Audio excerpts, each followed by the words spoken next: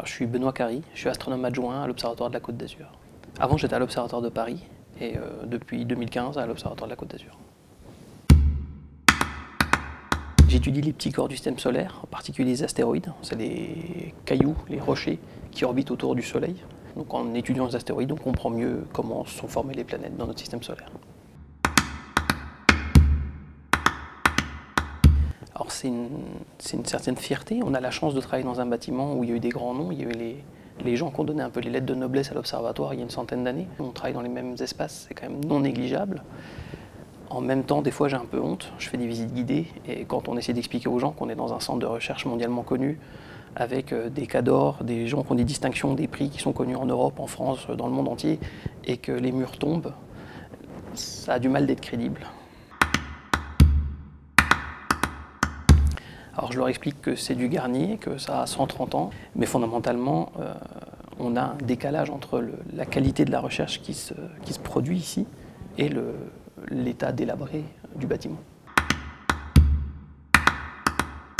On a la chance d'avoir eu un legs de la part de Bischofheim, de tous les livres qu'il avait achetés au tout début de l'observatoire pour que les astronomes travaillent. Il avait acheté plusieurs milliers d'ouvrages, dont on a une très grande partie qui est encore conservée ici. Ça fait partie de notre mission, cette sauvegarde du patrimoine intellectuel dans le cadre des livres. Et on a cette chance d'avoir tout ce patrimoine intellectuel qui est du coup dans une coquille qui commence à vieillir méchamment.